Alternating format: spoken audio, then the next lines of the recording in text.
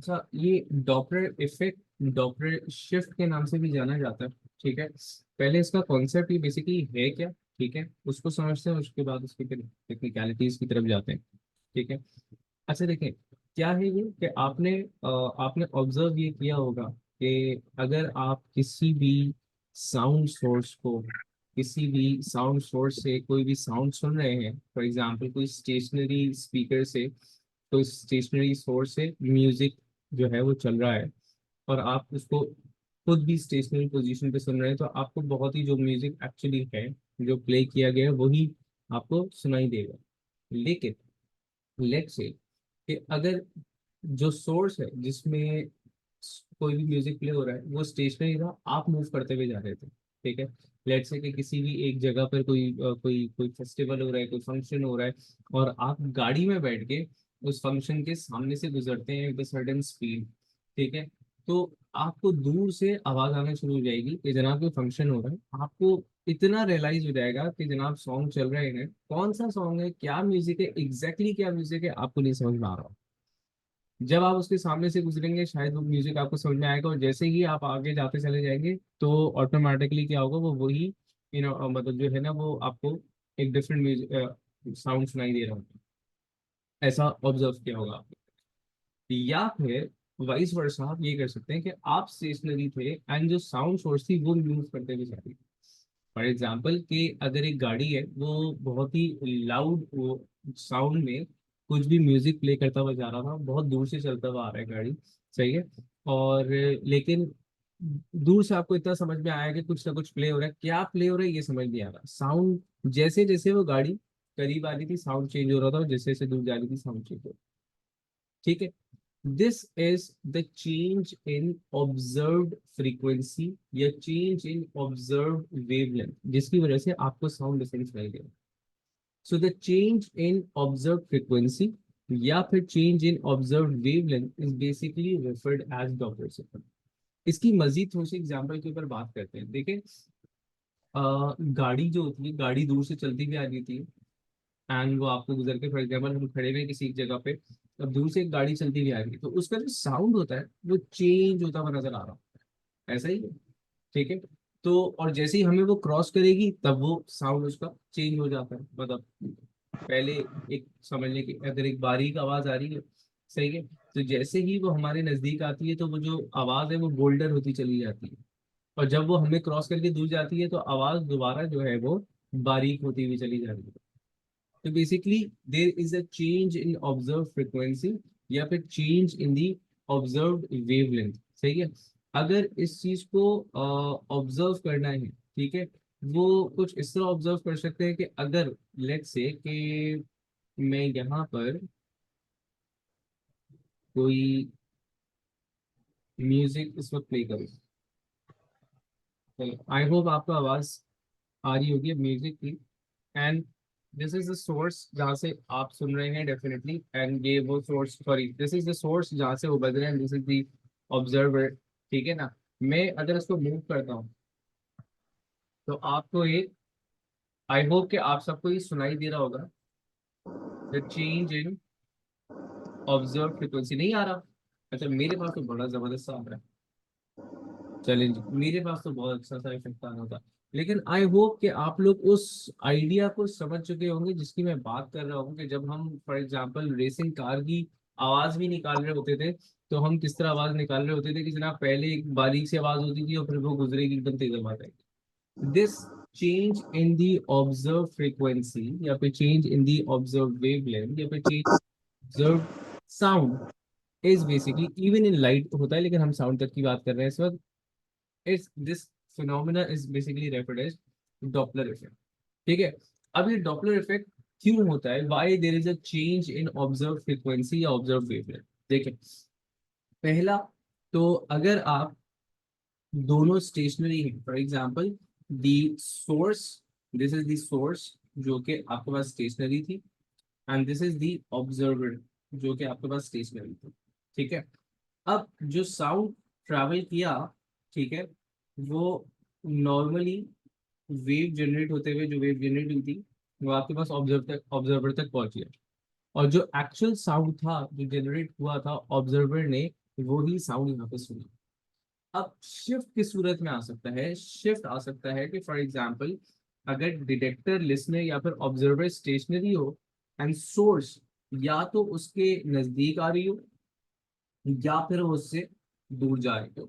ठीक है, या तो इधर the source is coming towards the observer और moving away from the observer.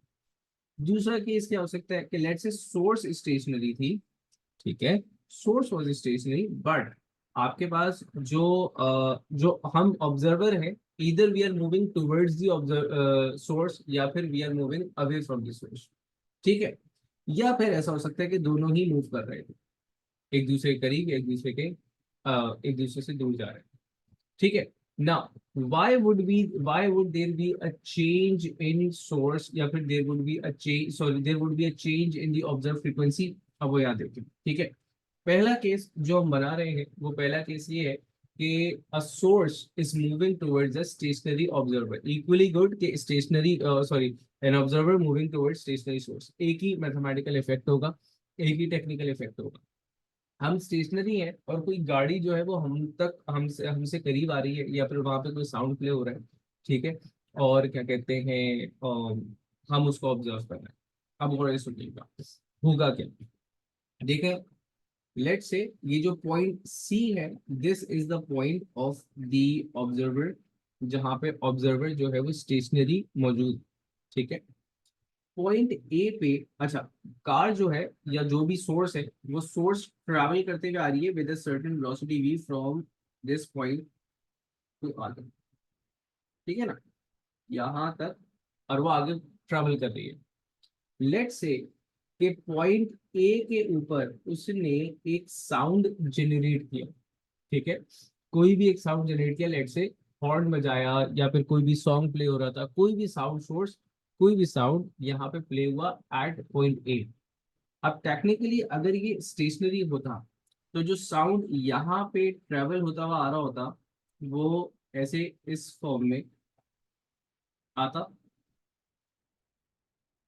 और ऑब्जर्वर्स को यहाँ सुन लेता। लेकिन लेकिन हुआ क्या, द ड्यूरेशन जिसके अंदर वो साउंड जनरेट हो रहा था, द ड्यूरेशन जिसमें वो जो भी वेव थी वो जनरेट हो रही थी, उस ड्यूरेशन के अंदर खुद सोर्स जो है वो आपके पास यहाँ से लेके यहाँ तक था, ठीक है। अब जो साउंड ट्रैवल किया वो अ स्मॉलर डिस्टेंस ट्रैवल किया, तो उसमें जो वेवलेंथ है वो आपके पास क्या हो गई, वेवलेंथ कॉन्ट्रैक्ट हो चुकी थी, ठीक है। क्यों? क्योंकि वो जनरेट तो वही होगा ना, जो मतलब क्या कहते हैं कि साउंड तो वही ट्रैवल करेगा जो जनरेट हुआ था, लेकिन दिस थिंग जनरेट होते होते खुद आपके पास एक सर्टेन पार्ट जो है वो क्या कहते हैं सोर्स भी मूव कर गया था।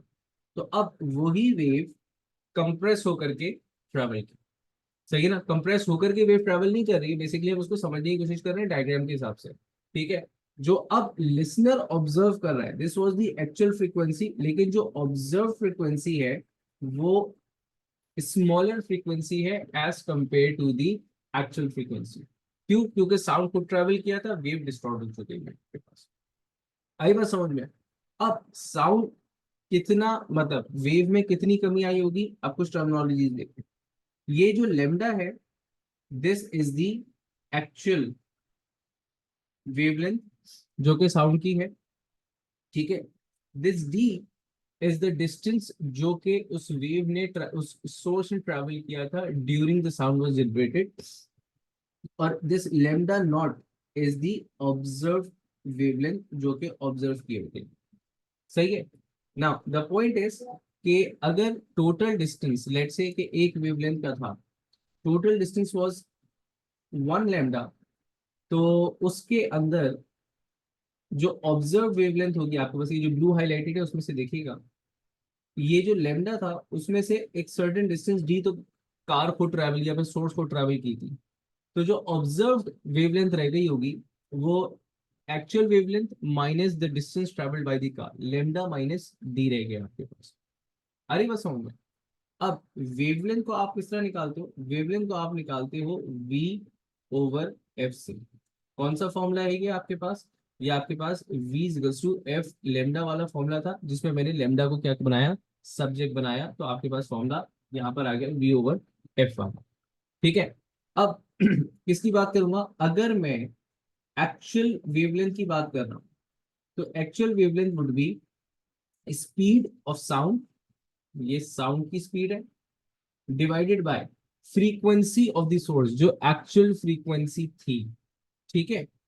लेकिन अगर मैं क्या कहते हैं इसकी बात करता हूँ, डिस्टेंस डी की बात कर रहा हूँ, कि इसमें डिस्टेंस डी में जो वेवलेंथ कवर हुई है, अ शॉर्टर वेवलेंथ, ये कितनी होगी, this is the speed of the source, मतलब कार की स्पीड, फॉर एग्जांपल 30 मीटर पर सेकंड से कार चल रही थी, तो ये वो स्पीड है, speed of the source minus F S.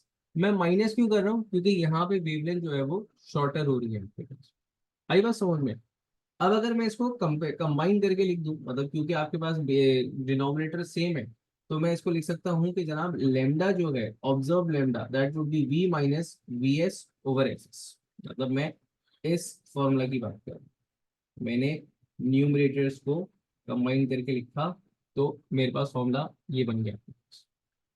आ रही बस समझ में। अब अगर मैं ऑब्जर्व फ्रीक्वेंसी की बात करूंगा, तो देखो ऑब्जर्व फ्रीक्वेंसी, ऑब्जर्व फ्रीक्वेंसी मेरे पास होगी sound, sorry, speed of sound divided by observe wavelength. मतलब अगर मुझे फ्रीक्वेंसी निकालनी है तो दैट्स वी ओवर लेमडा, लेकिन अगर ऑब्जर्व फ्रीक्वेंसी निकालनी होगी तो that would B speed over observe wavelength. ठीक है।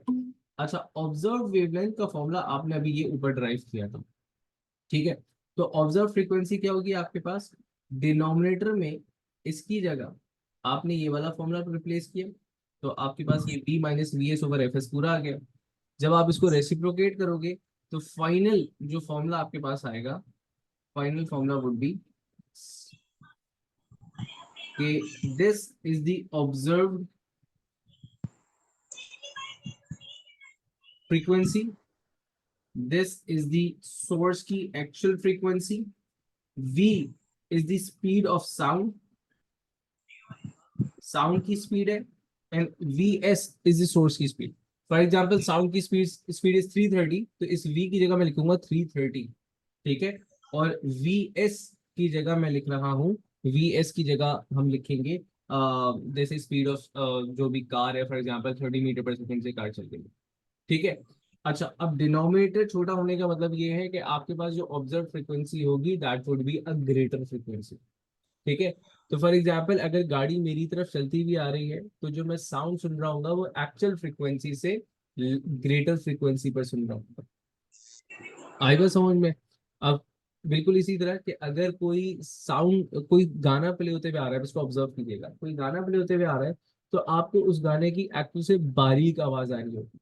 ठीक है ना। या फिर ये हम बहुत ज्यादा ऑब्जर्व करते हैं कि अगर फॉर एग्जाम्पल जुम्मे का खुतबा हो रहा है फॉर एग्जाम्पल, ठीक है ना, अब हम वहां से देख रहे हैं, तो खुतबे की जो आवाज होती है, जो जो ह्यूमन वॉइस हम सुन रहे होते हैं, जब हम ट्रैवल कर रहे होते हैं, तो हमें वो आवाज चेंज होती हुई नजर आ रही होती है। तो जब हम अगर उसकी तरफ जा रहे होंगे, लेट्स से लाउड स्पीकर की तरफ जा रहे हैं, तो वो हमें आवाज, एक बारीक आवाज सुनाई दे रही होगी, फ्रीक्वेंसी जो है वो आपके पास ज्यादा सुनाई दे रही होगी, वेवलेंथ जो हो जाएगी, ऑब्जर्व वेवलेंथ कम हो जाएगी।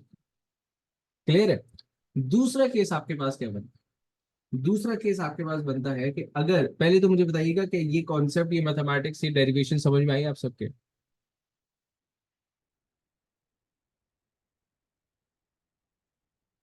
Clear to everyone.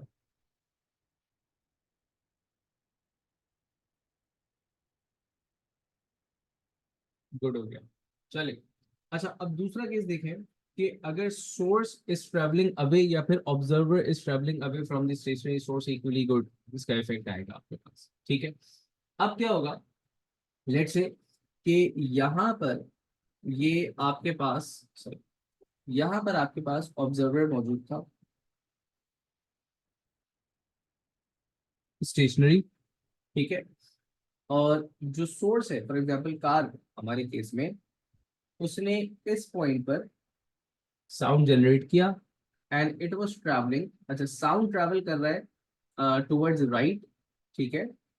और जो ऑब्जर्वर, जो सोर्स है, जो गाड़ी है whatsoever, it itself is moving towards left. With speed V S for example, right. अच्छा, अब जो लेट से कि साउंड जनरेट होना था, उसकी वेवलेंथ कुछ इस टाइप की थी, जो एक्चुअल वेवलेंथ है।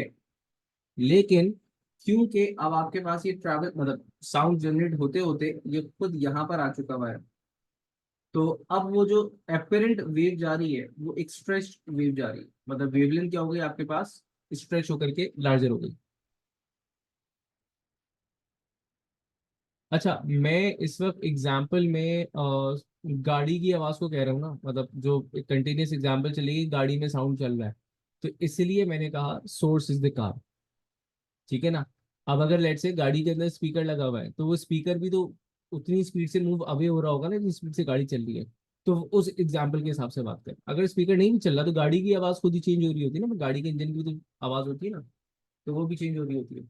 बहरहाल, तो अब आपके पास अगर सोर्स अवे हो गई, या आप खुद सोर्स से अवे हो गए, जरूरी थोड़ी सोर्स मूव करे, आप अवे हो गए, तो अब क्या होगा, जो वेवलेंथ अब आप ऑब्जर्व कर रहे हैं, it is a greater wavelength than the actual wavelength. ठीक है, इतनी ग्रेटर होगी, वो उतनी ग्रेटर होगी जिस टाइम के अंदर आपके पास वेव जनरेट हुई थी लेमडा की, उस टाइम पे आपने जो डिस्टेंस कवर किया डी। ठीक है, अब वही मैथमेटिक्स यहाँ पे फॉलो करेंगे कि जनाब ऑब्जर्व वेवलेंथ के लिए लेमडा को रिप्लेस कर रहे हैं वी ओवर एफ के फॉर्मूले से, by the reference V is to F lambda. ठीक है, तो लेमडा जो है वो आपके पास वी ओवर एफ हो जाएगा। तो अगर मैं ऑब्जर्व एक्चुअल वेवलेंथ की बात करूंगा, तो एक्चुअल वेवलेंथ तो आपके पास speed of sound divide by source की जो भी एक्चुअल फ्रीक्वेंसी थी। और अगर मैं डिस्टेंस ट्रैवल की बात करूंगा, तो डिस्टेंस ट्रैवल हो जाएगा आपके पास स्पीड ऑफ क्या कहते हैं, सोर्स डिवाइडेड बाय जो भी आपके पास सोर्स की फ्रीक्वेंसी थी, क्योंकि हम उसी टाइम की बात कर रहे हैं ना, तो टाइम को हमने फ्रीक्वेंसी में रखा, राइट। अच्छा, मतलब 1/T लिया हुआ है, सही है। अच्छा, तो अब आपके पास वही डिनोमिनेटर सेम हो गए, तो आपने न्यूमरेटर्स को डायरेक्टली ऐड किया, वी प्लस वी एस कर दिया, तो अब पहले आपके पास वी माइनस वी एस हो रहा था, अब आपके पास वी प्लस वी एस हो रहा है, राइट। अब एक्चुअली हमने ऑब्जर्व फ्रीक्वेंसी निकालनी है, ऑब्जर्व फ्रीक्वेंसी की अगर मैं बात करूंगा, तो observe frequency would be V over lambda nought. V क्या है, speed of sound, lambda not is the observed wavelength, जो कि जो ऑब्जर्व कर रहा होगा। ठीक है ना। तो अगेन लेमडा नॉट की जगह ये जो ऊपर हम लोगों ने चीज ड्राइव की थी, इसको मैं रिप्लेस कर देता हूँ यहाँ पे, राइट। तो ये हो जाएगा V divided by V plus V S over F S, right. तो आपके पास अगेन रेसिप्रोकल होने के बाद जो फाइनल फॉर्मूला बनेगा ऑब्जर्व फ्रीक्वेंसी का, that would be F nought equals to V plus V S multiply by F S. अब दोनों फॉर्मूलाज को अगर कंपेयर करोगे, तो अगर source is moving towards the observer, या फिर observer is moving towards the stationary source, तो v माइनस वी एस, क्योंकि आपके पास वेवलेंथ डिक्रीज हो जाएगी, ऑब्जर्व वेवलेंथ डिक्रीज हो रही है, इसलिए हम उसको v माइनस वी एस कर रहे हैं। If both are moving apart, मतलब कोई भी एक चीज मूव कर रही है कि सोर्स या observer, if they are moving apart, they are moving away from each other, तो ऑब्जर्व वेवलेंथ जो है वो स्ट्रेच हुई भी होगी, आपके पास एक लार्जर वेवलेंथ सुनाई दे रही होगी, इसलिए यहाँ पे v प्लस वी एस आता है। तो डॉपलर शिफ्ट को इन जनरल जो है वो हम लिख देते हैं इस तरह, ये जो आपके पास बॉटम लेफ्ट के ऊपर मैंने फॉर्मूला लिखा है, V F nought is the observe frequency again, is equals to V divided by V plus minus V S into F S. अब प्लस किस केस में, अगर अवे जा रहे हैं, माइनस किस केस में करोगे, अगर टुवर्ड जा रहे हैं। कॉन्सेप्ट क्लियर हुआ, बहुत आसान सी चीज है ये। कोई ऑब्जेक्शन किसी को? ठीक है, अब यहाँ पे देखेंगे हम इसके क्वेश्चंस। एक सेकंड दीजिएगा मुझे यहाँ पे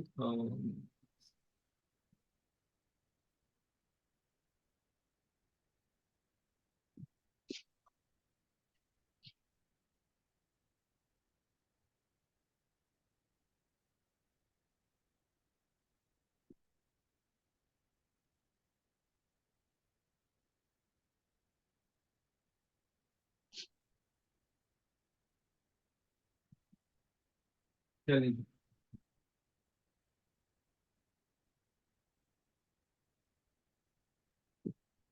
पहले इसके एमसीक्यूज देख लेते हैं, उसके बाद पेपर 2 में बहुत ही आसान से इसके क्वेश्चंस आपको मिलेंगे। अच्छा, आई होप कि आप लोगों ने जो हम लोगों ने लास्ट टॉपिक दिया देखा था, पोलराइजेशन, उसके क्वेश्चंस आप लोगों ने अटेंड किए होंगे।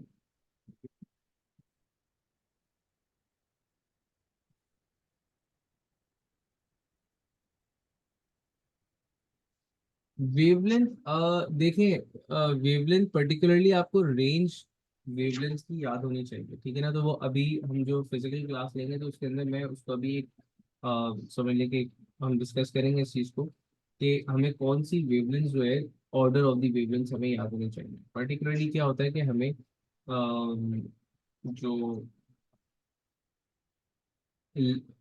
विजिबल लाइट है, ठीक है ना, उसका ऑर्डर ऑफ वेवलेंथ जो है वो हमें अगर याद होना चाहिए, वो ज़्यादा बेहतर है। अच्छा, एग्जैक्ट नहीं, अगर आप पावर्स ऑफ 10 भी याद रख लेते हो ना तो बड़ी अच्छी चीज़ हो जाती है। तो आप पावर्स ऑफ 10 याद रखो सिर्फ, ठीक है ना, कि किस ऑर्डर की है वो। बाकी इतना वो नहीं है। चलिए ना, क्वेश्चन नंबर 283 को आप देखेंगे, a train travels in a straight line at a constant speed of 30 metre per second. अच्छा, अब ये जो ट्रेन की स्पीड है ना, ये आपके पास हो गई है वीएस, ठीक है ना। ये चीज है आपके पास वीएस, सोर्स की speed, right.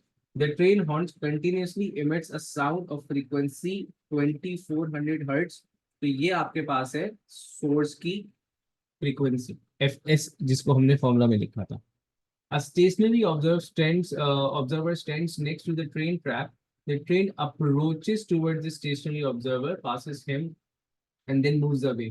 The speed of sound is 350। तो ये जो फॉर्मूला में आपके पास v था, ये वो है। What is the maximum difference in the frequency of the sound heard by the stationary observer? अच्छा, अब यहाँ पे ना इसने एक सवाल ऐसा किया कि लेट्स से कि यहाँ पे आपके पास ये ऑब्जर्वर खड़ा हुआ था, ठीक है, और ट्रेन जो है वो यहाँ से मूव करती हुई आ रही है,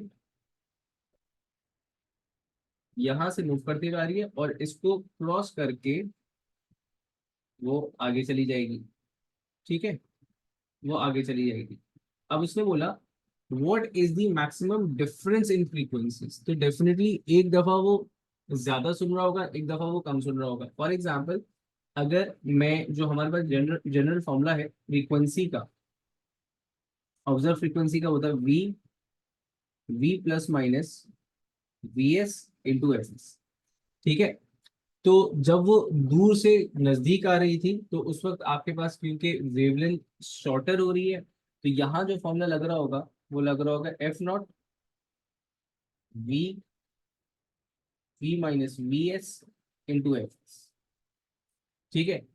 एंड एट दिस पोजिशन जहां पर वो इससे दूर जा रहा है, तो that would be F nought V plus V S into F, ठीक है।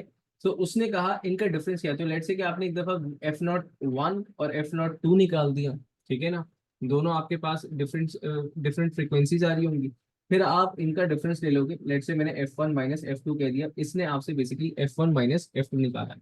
तो सबसे पहले आप क्या करोगे, आप ये वाली वैल्यू निकालो, ठीक है। फिर आप ये वाली वैल्यू निकालोगे एंड इन दोनों का डिफरेंस ले लोगे। एक वैल्यू मैं आपके साथ निकाल रहा हूँ, कैलकुलेटर्स आप अपने हाथ में, ठीक है। आपने v की जगह स्पीड ऑफ साउंड रखना है, जो कि उसने आपको दे रखा था 340, ठीक है। अगेन v आ जाए तो 340 माइनस, अब vs की जगह आपने स्पीड ऑफ द ट्रेन रखना है, ये हो गया आपके पास 30, मल्टीप्लाई बाय एफ एस, ये आपके पास सोर्स की एक्चुअल फ्रीक्वेंसी थी, जिससे वो एक्चुअल जो उसका एक्चुअल साउंड था, तो वो है आपके पास 2400। यहाँ से आपके पास एक एफ नॉट की वैल्यू आएगी, जल्दी से वो एफ नॉट की वैल्यू कैलकुलेट करके बताइएगा मुझे।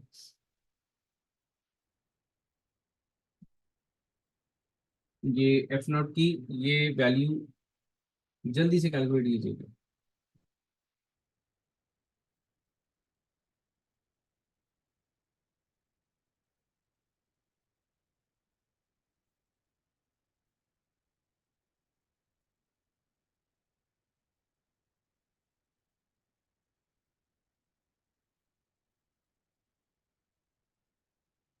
अच्छा, मेरे पास भी आ रही है 263, 2632.2 है, तो मैं इसको ऐसे ही छोड़ देता हूँ। अच्छा, यहाँ पर जब मैं वैल्यू कैलकुलेट करूंगा तो सारी चीजें वही रहेंगी, बस प्लस का साइन आ जाएगा, तो हो जाएगा 340 डिवाइडेड बाई 340 प्लस 20 इंटू वही 2400। तो जल्दी से बस ये सेंट इसका इसकी इसकी वैल्यू निकाल के बताइएगा। दिस इज +30, तो ये वैल्यू आपके पास आ रही है अराउंड 2205। ठीक है, दोनों का डिफरेंस लेंगे आप, क्योंकि उसने बोला था what is the maximum difference between the two waves, तो वो तकरीबन 426, ऑलमोस्ट 427, या फिर जो नियरेस्ट हमारे पास ऑप्शन है दैट इज 430। ठीक है, this is how the questions are need to be done. सही है, अब इसके थोड़े से एक आध दो क्वेश्चंस और देख लेते हैं।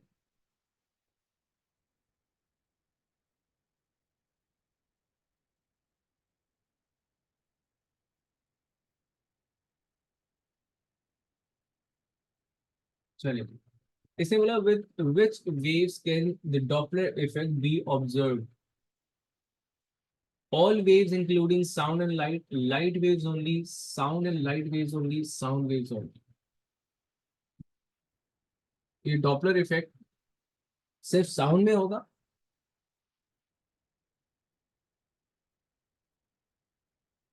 Sound and light waves, actually all waves including sound and light. ठीक है, ये Doppler effect is a general formula that could be observed in all waves. आई बस समझ में, अगर मैं वेव जनरेट करते हुए, लेट से रोक के अंदर वेव जनरेट करते हुए मूव हो जाऊँ, मूव ऐसे बैकवर्ड या मैं फॉरवर्ड मूव करूँ, तो जो मेरी जनरेटेड फ्रीक्वेंसी है वो कुछ और होगी, लेकिन जो फॉर्म फ्रीक्वेंसी है ऑन द रोप वो कुछ और होगी।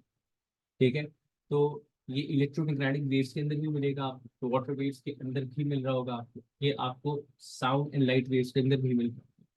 ठीक है, यहाँ पॉइंट है इसके, साउंड वेव्स को ऑब्जर्व करना सबसे ज्यादा मतलब इजी है, क्योंकि हम लोग यहाँ पे हमारे पास एग्जाम्पल साउंड वेव्स की बहुत ज्यादा है। ऑल्दो के लाइट वेव्स के अंदर भी डॉपलर इफेक्ट है आपके पास, और बहुत जबरदस्त किस्म की सी उसकी रीजनिंग्स है। ठीक है, अगर आप A2 तक पहुंचते हैं तो वहां पर आप एक चीज पढ़ेंगे, जब हम स्पेस फिजिक्स पढ़ रहे होंगे तो वहां पे हम ये देखेंगे कि जनाब एक्चुअली एक नाम आपने सुना होगा बिग बैंग थ्योरी, तो बिग बैंग थ्योरी को प्रूव किस तरह किया गया था। ठीक है, कि how big bang theory was actually proven, कि हाँ भाई ये जो कह रहे हैं वो भाई साहब बिल्कुल सही कह रहे हैं, वो इस तरह प्रूव हुआ था।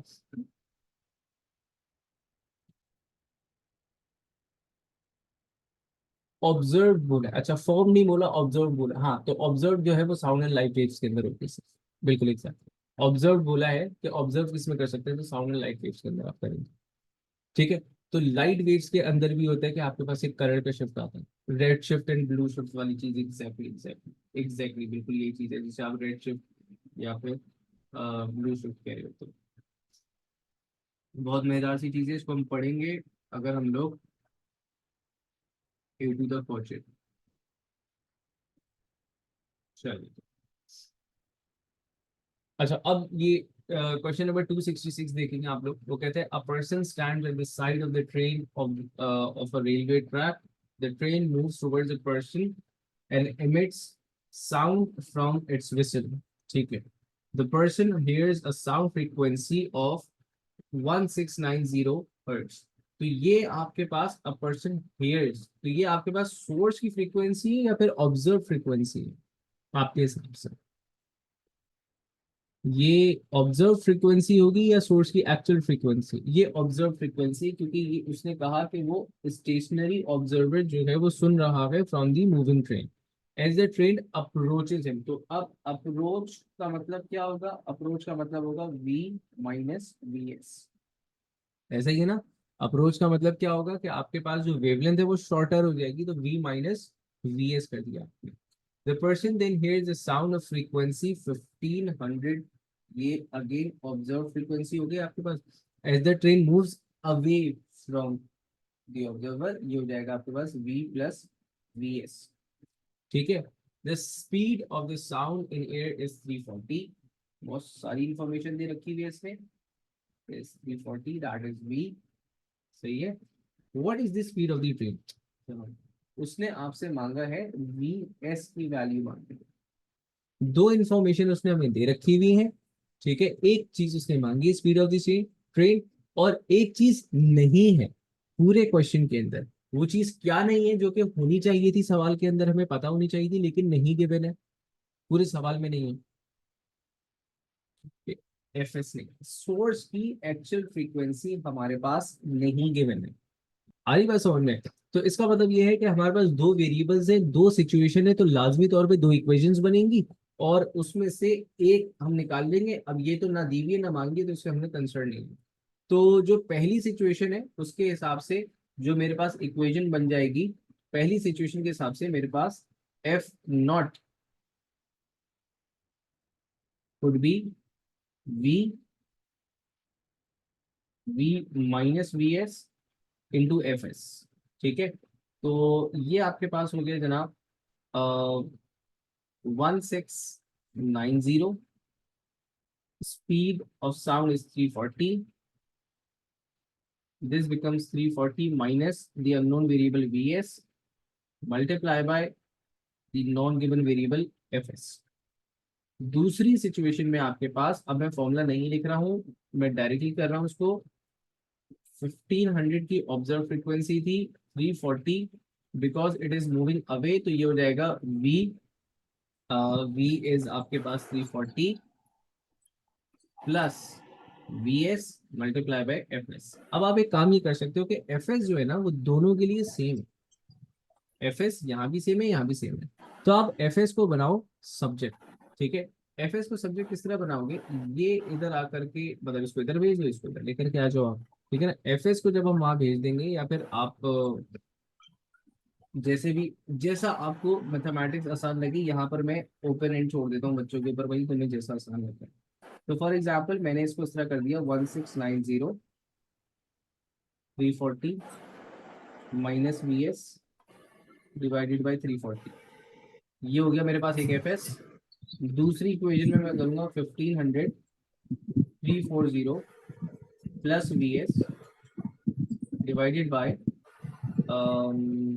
340 अगेन, ये भी आपके पास वी एस के बराबर है। अब इन दोनों इक्वेशंस को, ये दो इक्वेशंस है आपके पास, दोनों इक्वेशन को आप इक्वेट कर, ठीक है।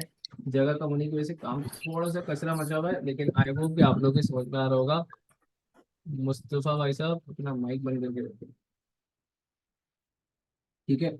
अब मैं अगर दोनों को इक्वेट करता हूँ, दोनों इक्वेशंस को इक्वेट करने पे 340 एंड 340 तो कैंसिल आउट हो जाएगा, लेकिन पहले मैं लिख देता हूँ इसको, फिर बाद में कैंसिल आउट करूंगा। This is 340 minus V S divided by 340।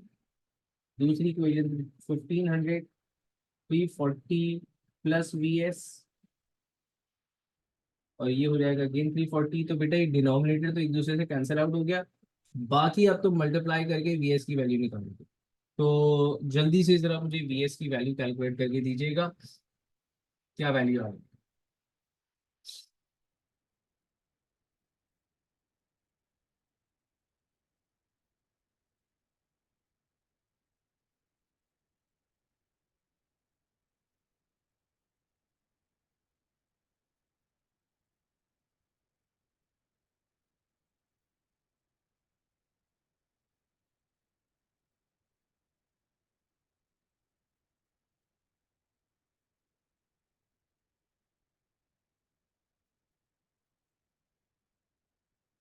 बच्चों कैलकुलेट कर रहे हैं ना आप लोग?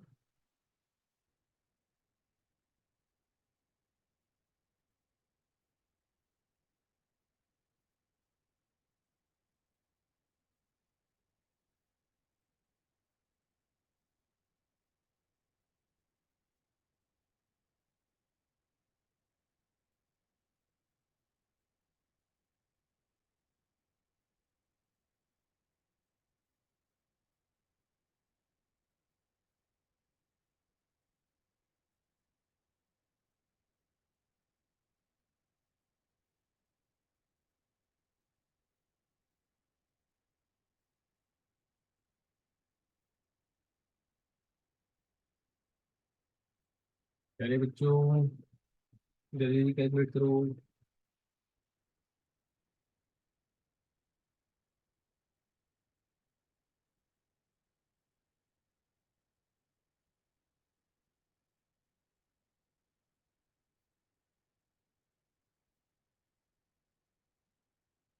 अच्छा,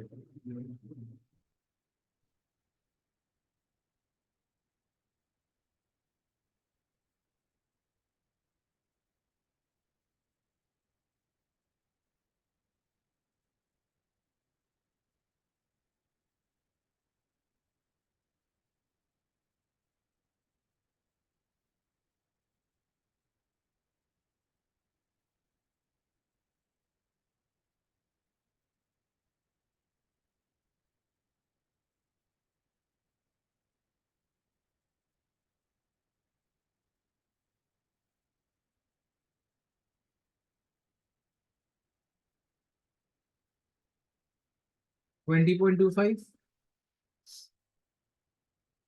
ये आपने अच्छा किया, ये जो आपने यूनिट फॉरेन जो तब्दील किया है ना, ये पेपर टू होता तो शायद क्या।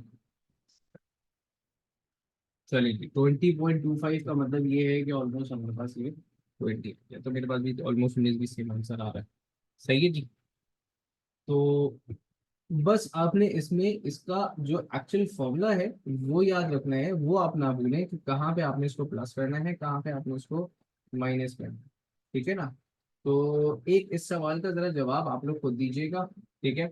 वो कहता है 257 की बात हो रही है, वो कहता है an ambulance as a siren that emits sound of a constant frequency, the ambulance is moving directly towards the stationary observer. The ambulance decelerates as it is approaching the observer and then accelerates after it has passed away the observer. How does the frequency of the sound heard by the observer change as the ambulance approach and as it moves away? ठीक है। देखिए, जब वो approach करता है, यहाँ पर आपके पास ऑब्जर्वर मौजूद है। ठीक है। और जब वो अप्रोच करेगा, तो लेट्स से कि यहाँ पे उसने जनरेट किया था एंड जनरेट करते वक्त वो यहाँ आ गया था, तो आपके पास जो एक्चुअल फ्रीक्वेंसी थी, एक्चुअल वेवलेंथ थी, उससे एक शॉर्टर वेवलेंथ वो ऑब्जर्व कर। ठीक है। तो उसने एक्चुअली फ्रीक्वेंसी के बारे में पूछा है। तो अगर आपके पास वेवलेंथ कम हो रही है तो फ्रीक्वेंसी क्या हो जाएगी, बढ़ जाएगी। तो frequency increases as it's approaches. और जैसे ही वो दूर जा रहा होगा तो इसका ऑपोजिट हो रहा होगा, तो फ्रीक्वेंसी आपके पास क्या हो जाएगी, डिक्रीज हो जाएगी। डेफिनेटली इट्स सी। ठीक है। तो जैसे ही वो नजदीक आ रहा होगा तो फ्रीक्वेंसी आपके पास डिक्री इंक्रीजेस, एंड जब वो दूर जा रहा होगा आपके पास तो फ्रीक्वेंसी डिक्रीजेस। तो आप अपने ऑब्जर्व करना है। ठीक है ना। तो आप अगर किसी स्टेशनरी जगह पे खड़े हो और गाड़ी को सुन रहे हो, तो उसकी आवाज बारीक हो जाएगी जब वो आपके नजदीक आ रहा होगा, एंड उसकी आवाज बोल्डर होती चली जाएगी जब वो आपसे दूर जा रहा होगा। ठीक है। सो आई होप यहाँ तक काफी कॉन्सेप्ट इसका क्लियर हो गया होगा। इसी तरह के इसमें क्वेश्चंस आ रहे होते हैं कि वो आपसे इसी हिसाब से जो है वो